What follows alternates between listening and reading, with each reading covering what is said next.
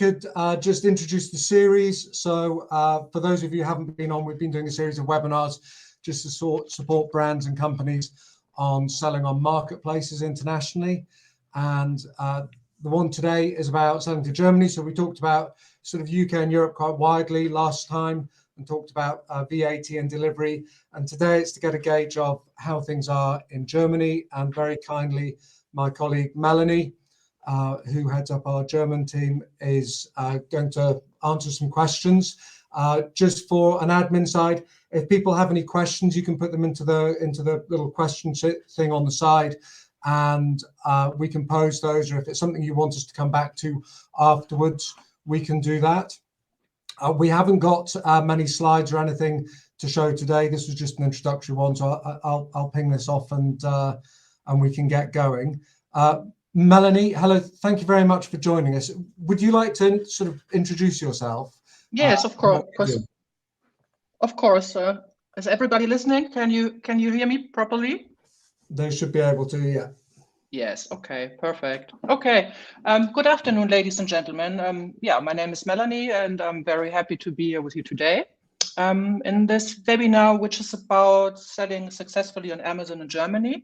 I would like to share my knowledge and experience with you. So over the past 4 years, I've been heavily involved in the Amazon marketplace industry, and I was working specifically with German sellers and vendors. And during my journey, I've gained valuable insights into the details of selling on Amazon in Germany, and hopefully help numerous businesses achieving their goals. So from understanding the German consumer mindset to optimizing product offerings and advertising, I have hands-on experience in various aspects of the Amazon ecosystem. And my goal today is provide you with actionable advice that will drive hopefully your business growth and maximize your opportunities on Amazon Germany.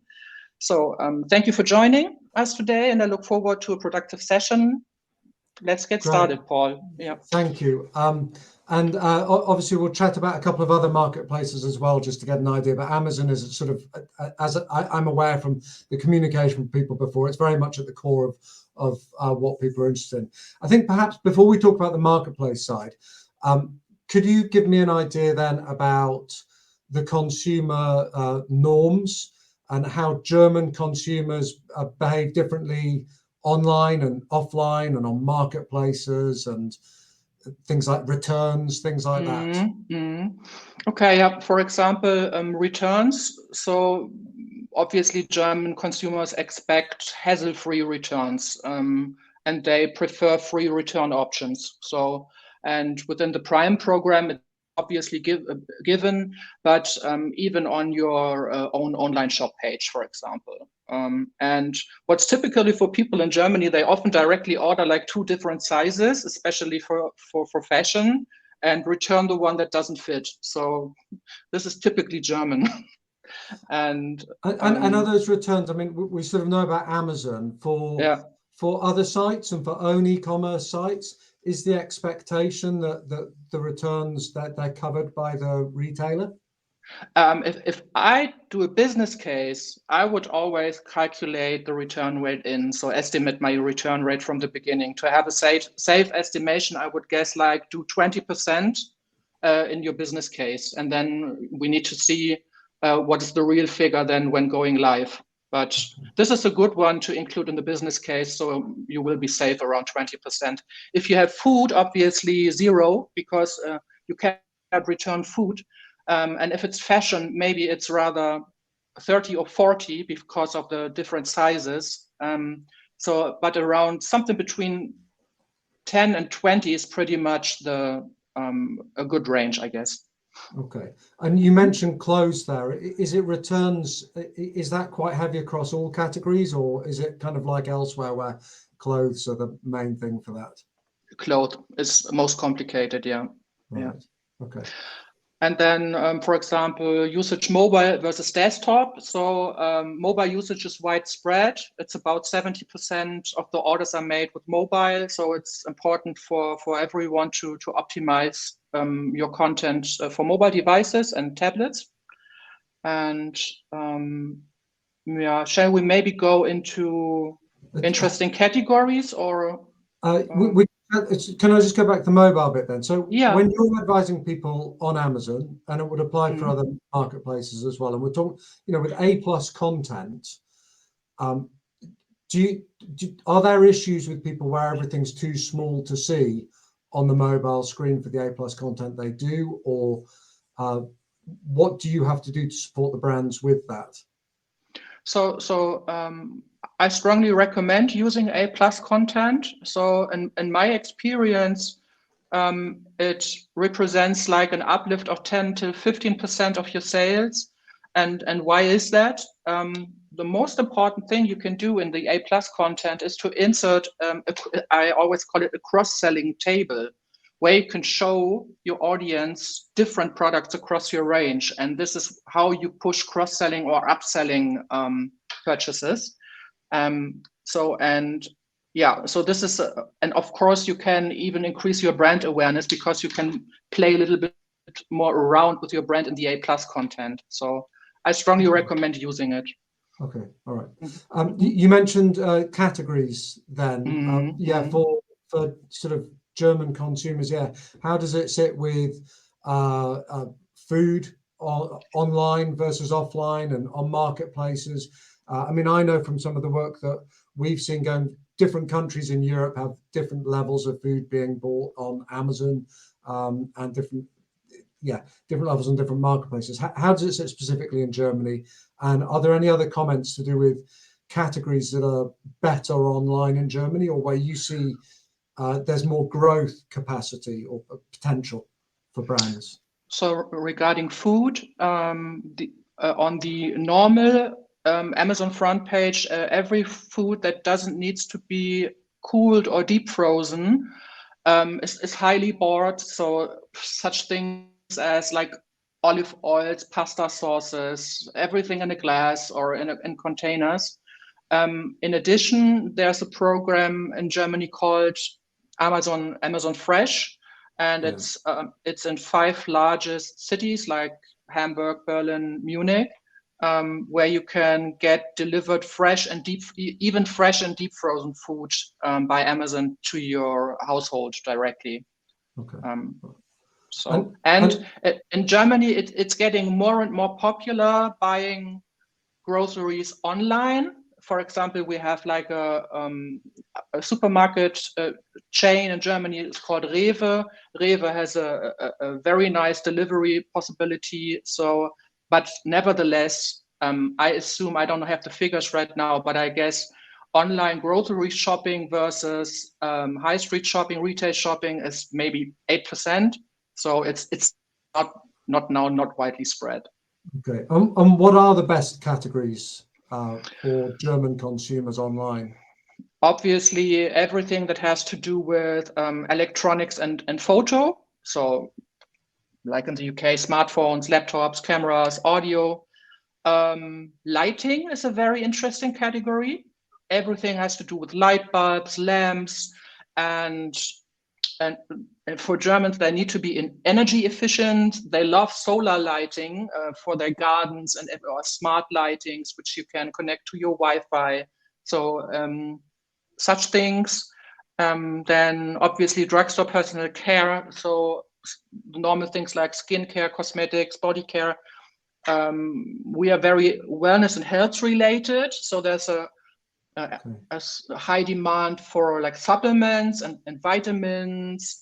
The sport you want among us use a lot of protein products, vegan and organic products, very big trend, and as well as anything that has to do with fitness or fitness equipment. Okay, all right, interesting. I know that we've got a couple of brands on this as well, one of whom are a client who do kind of kitchen devices and goods. Yeah. So I'm presuming that fits in with all of that as well. Yes, definitely. So large or middle-sized electrical appliances, everything regarding what can be is electric in your kitchen, like refrigerators, washing machines, dishwasher, air fryer, ovens, mini ovens. But important is that for electrical appliances, it's very important that they have a great value regarding they are durable and energy efficient. So, and I think that was something else I was going to ask about, what to emphasize for German consumers. So we talk about optimizing, this technical optimization on marketplaces. What about the actual content about what's there? So I'm aware for some countries in the world, people are wanting the bargain being emphasized, that they're getting a deal.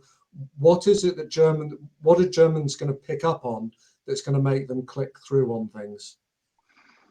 First of all, this is a proper listing where you really think about what are your USPs in comparison to your competitors, and really underline them by text and by images. And the best would be even to have a short video. So this would be the best. To have a proper content, because this is like your fundament. But if you're new to Amazon, obviously you unfortunately you don't get rich overnight anymore. So everyone who's new on Amazon needs to invest in advertising. So and I would recommend to give you a figure what kind of advertising budget is needed at the beginning. I would recommend planning with, like, let's say 300 euros. Sorry, I mean euros, not in pounds. 300 euros per product per month for the beginning. So as the minimum range to get started. Okay. Yeah. So and there's not only, so I was talking about advertising. Advertising is the classical click advertising. So if you enter a keyword, a consumer enters like baby diapers, and in my advertising, I included, okay, I do a bet on a keyword baby diapers, and I'm willing to pay like €1, and somebody clicks inserts baby diaper, the advertising will arise, and you have to pay €1 if your advertising then is clicked. So it's pay-per-click advertising. But this is not everything you can do on Amazon. There are next week, again, there will be Prime Day, which is always in early summer and early autumn.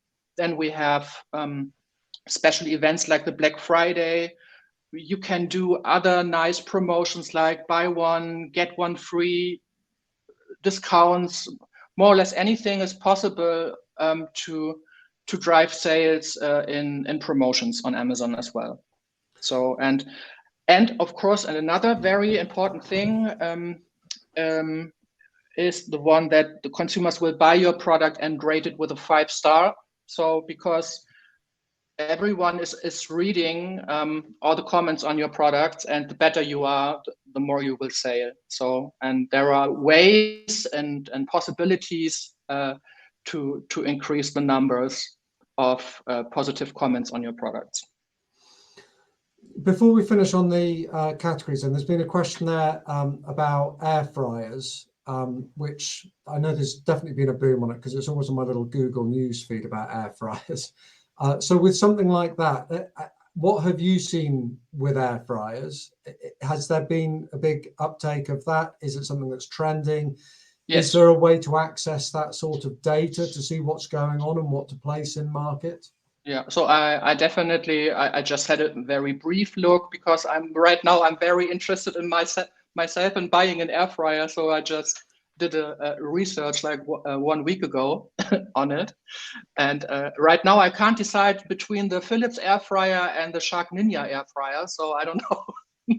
No, it's just. I think some of our audience members might have other ones to recommend as well.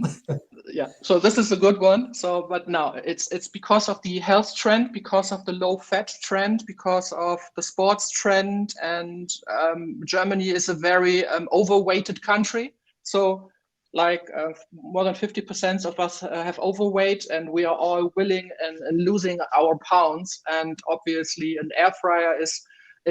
I think there are two very interesting target groups. Obviously, one are families with children to really prepare quick meals like children love, like chicken nuggets and fries. And on the other side, for very people who are into fitness and sports and shaping their body. So those are big target groups for this product. So yeah. And would you adapt a sponsored ad campaign around those target groups? you cannot directly target.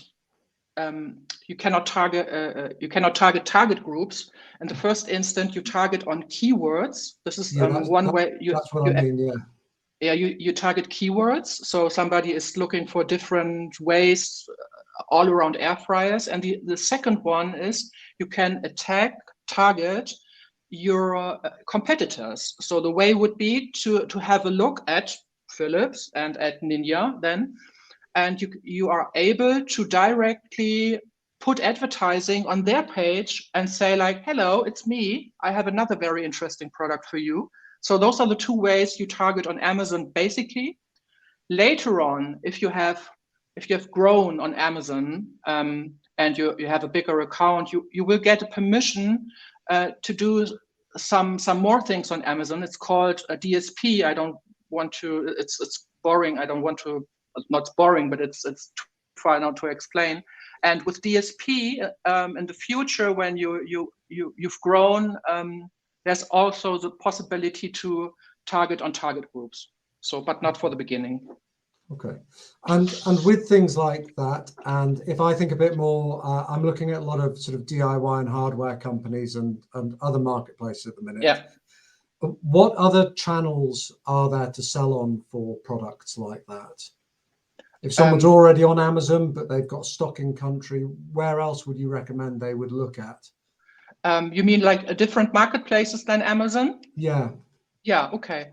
So in Germany, there's actually, there are some more interesting marketplaces. Obviously, the first one is eBay. So very boring. Just go on eBay because it's like Amazon. My experience is when I put customers on Amazon and eBay, eBay will have like 10% of the sales of Amazon. So it's not as huge as Amazon, but 10% of something really can be something. So, and Amazon is eBay is very easy to manage. So eBay is another big thing.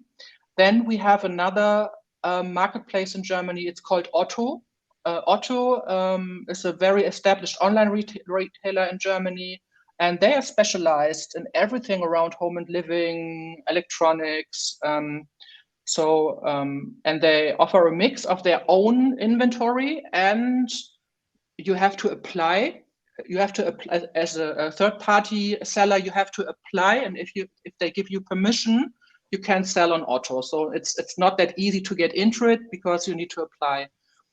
The same as there's Zalando. Zalando is specialized in fashion and lifestyle, and you need to apply as well. For this year, it's getting kind of hard because application is so far closed for this year. It's starting again next year. And so then are they opening up again in January next year for that? Because I'd heard that they'd stopped taking brands on. Yes, they stopped taking brands, and I hope they will open the program again next year. So let's see what happens. Okay. And last but not least, I would like to mention Kaufland. Kaufland is a huge discounter in Germany and has also its own online shops. And the price points are rather low to mid. So I wouldn't recommend. Where Otto is mid to premium, Kaufland is rather low to mid pricing. But I can, for households products, electronics, garden, lighting, could be also a very interesting choice. Okay. An interesting question came through there from someone who said that they had applied for Otto, but were told that they needed a head office in the EU. Yeah. Have you got any ideas of any solutions around that? I mean, I know that we at Infinity Blue do importer of record and merchant record and things like that, but are there any other solutions that are available for? No, how you say you need? So you're right. You need to have a GmbH or something in the EU, and I think the costs of establishing such a EU in GmbH in the EU is about 25,000 euros needed. Okay. Mm-hmm. Right. Okay. So, Richard, on that one, I'll have a look internally at partnerships and try and find out if we can find anything to support around that idea or solutions around that. Another question that's come up there was about tools for finding out about keywords and phrases to target. I know there's ones like Helium 10. I know that we spend a lot of time in Helium 10. I know that Jungle Scout does something similar. Yes. Are there any others that you know? So I'm using, I'm a fan of Helium 10. So myself, I'm using Helium 10. And what I also do, very easy, like using the auto suggest of Amazon itself. So, you know, when you're entering a keyword, it gives you an overview of the 10 most clicked keywords related to your keyword. So this is just for a very quick view, very interesting. So if you're familiar with Amazon, if you would like to do some research on what products might be are trendy in Germany, on every European Amazon marketplace site, you have a button that it's called bestsellers. And if you click on it, you can really see in real time for that day. So it's only for that day or for the last week, let's say. So for example, right now, if you'd go on sports and hobbies, you will find a lot of things regarding to biking equipment, swimming equipment.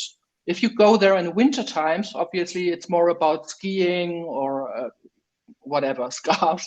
So, but this is a very good one to do a little research on products in your niche to see what is really trending right now. Okay, cool. And with delivery, yeah, we chatted about Prime and having quick delivery. If you're a UK-based company or a company based in Italy, and you're looking to sell into Germany, what's a reasonable expectation? Are there price points, or yeah, how does it sit? I mean, certainly for me, I know in the UK, I would expect next day delivery for most things. I'll often just click Prime when I go on a search on Amazon.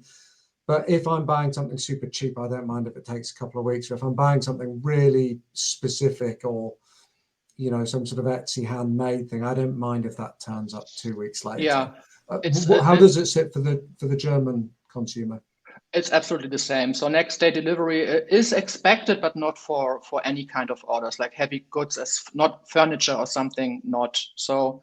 What's absolutely nice to have is while you're waiting for your product to have like tracking updates are highly recommended, and a secure packaging so that your product doesn't get damaged in any way. So those things are then it's okay. Rather you have a good product, it takes 3 days than in 1 day and everything is broken. So and just going back to the high street side of things, I was just thinking then about click and collect and returns. Do returns usually, I mean, if someone's doing it off their own site, is there an expectation that there's a returns facility in Germany? Are there any compliance issues with returns? This is more so for if the consumer's paying for the returns. No, so it's just if you're not there's in Germany you have a right that you can return any product you've bought without reason within 14 days. You mean something like this? 14, or okay. 14 days. So it's a right you have. So you need to give it. Yeah.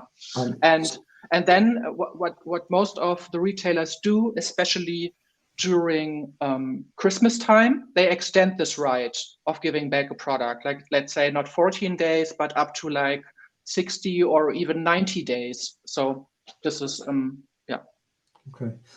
Just whilst I'm thinking about own site, maybe more so than marketplaces, how does it sit in the e-commerce market in Germany with where people are going to as their first point of call?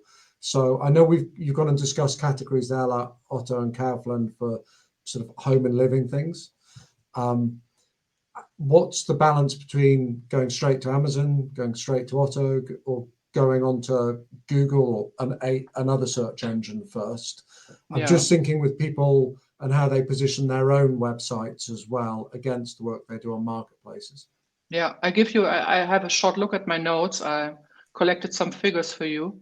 So let's begin at the top. So the German retail market, in a narrower sense, excluding car dealerships, petrol station, pharmacies, has a value, so everything retailer, stationary, of around 600 billion euros. So, and last year, and 2022. And the online turnover is 100 billion euros. So compared to 600 billion euros in total. Of those 100 billion euros online turnover, Amazon is making 35 billions, so 35% of this of this market. So it dominates the market. I know that this figure, you always have to be a little bit careful with Amazon turnover figures, because this figure, like 35 billion, includes all the web services Amazon has additionally to their marketplace business. So let's say I would estimate that 20 billion euros are made with Amazon, and the second biggest is Otto, and Otto does 5 billion. So, and then all the others doing like 2, 1.5. So it's That's quite significant then to think about where to focus. Okay, all right. And with the sort of multi-channel approach and thinking about own websites, how is it with, or do you know with FBA if they will do delivery to non-Amazon sales for Germany? What? Sorry, I didn't get the question. Can you use your FBA stock for non-Amazon sales? You mean if you okay, I got it. Hopefully I got it. You mean like if you have a online shop and you would like to do the delivery via Amazon, deliveries of online shop via Amazon FBA to the customers, right? Yeah, I'm thinking about people starting out in Germany. They're going to put a little bit into FBA to start with. It makes sense. So it's possible. So you can have a multi-channel approach, and this is what I would recommend, definitely, to have your own website and to have to go in a marketplace. Why own website? Obviously, you have more control over your branding, customer experience, customer data. You can build stronger customer loyalty and retention, and simple, it shows that you are a brand. And marketplaces, of course, we need to go on marketplaces because they are convenient. They offer a large product selection and enjoy a good reputation. But nevertheless, it's easy to combine those things. So if you don't want to have an own logistics for your website, you can arrange that a website purchase is delivered via your Amazon FBA stock. And if somebody bought on Amazon, it's the same stock. So they kind of share the stock. Yeah, this would be possible. Aware that quite a lot of the companies will be British who are on this as well. Are there preferences in Germany for international products? Sort of within certain categories, are there preferences for getting products from abroad rather than in Germany? Yeah, obviously, food and drinks. So everything that has to do with tea and whiskey is highly welcome, of course. And of course, when everything that has to do with home and decor products, so distinctive designs with different cultural influences. So this might be interesting as well. Yeah. And for things like air fryers that we talked about before, presumably things like that are going to come down to reviews and pricing. And that the country of source, does it make much difference?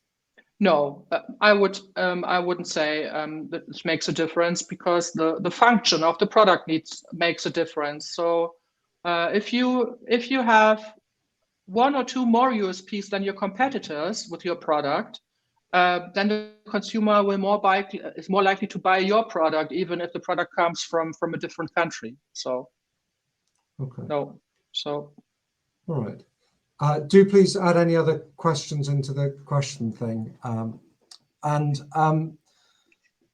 I was going to ask you about the war in Ukraine and how that's affected how you've seen that affect the marketplace ecosystem and maybe slightly wider economic matters in Germany.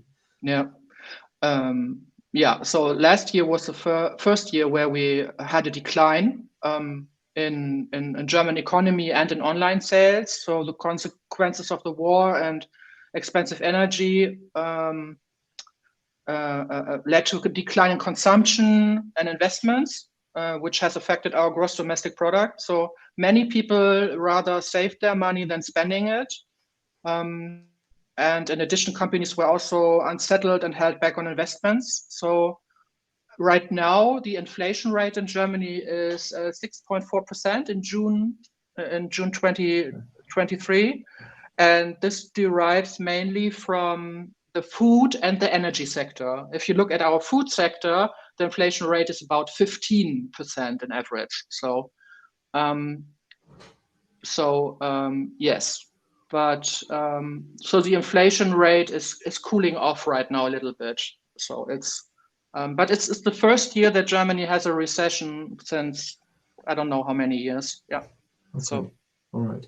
And do you think that the German economy or sort of our industry has recovered post-COVID? I mean, I know obviously there was the boom with people buying things for home, but do you think it's pretty much back to where it was before, or have there been significant changes that are useful for people to be aware of? I think it's where it's before, because COVID mostly had to do something with insecureness in supply chains, and I think most of the companies made their homework and established different ways of purchasing routes, stuff, planning in advance, increasing their stocks, so that you have more security for your business. Yeah. Okay. We've got a question there about a website called hood.de for fashion category. How is it called? Hood, HOOD.de. Have you heard of that one? Hood.de. I'm guessing not. No, but I'm curious to know. This is why I just entered the address. HOD, you said? HOOD. Ah, Hood, like hoodie. Okay. Hood. Okay, this is a marketplace for. This is obviously another marketplace. Yeah, for different another one categories. I've heard of is Minto, which is based out of Denmark. And I know you've got websites as well, like Bruninger. Bräuninger, yes, Bräuninger is a high quality fashion brand online, stationary retailer and an online shop. Yeah, Bräuninger. Okay, all right. So I think the answer probably to that one is Hood's probably not a significant player. And if we just summarize, then I know that we wanted to keep this short for people. If you were looking generally at marketplaces, you said Amazon, Otto, and then maybe some of the other small ones, but Amazon is just such a significant player. That's where the focus is. Yes, definitely. So, and if you're specialized in clothes, I would definitely thinking about going to Zalando or About You, Otto as well. So for clothes, they are very specialized, and for all the other categories, specifically Amazon, eBay, maybe Kaufland, if you have low till mid prices. So. Okay. And About You, I'm aware of that one. That's aboutyou.de. Just for anybody who's involved with fashion, that site is worth looking at as well. But I'm sure that you can help with other questions as well. So I'll just put up here. Oh, there's another question now. What about Yatego? How is it spelled? Yatego. No. No. Okay. I will just share our contact details on there for if anybody is wanting to get in contact with us about Germany, marketplaces, anything like that, or anything we've covered today, we can go over it again. And Melanie, thank you very much for today. I know it's been short, but short is kind of good. And hopefully, yeah, we've got some conversations with some people there where we can help some of your businesses, and people might go away and look at a few things now. Thank you very much, Paul. Great. Take care. Bye-bye.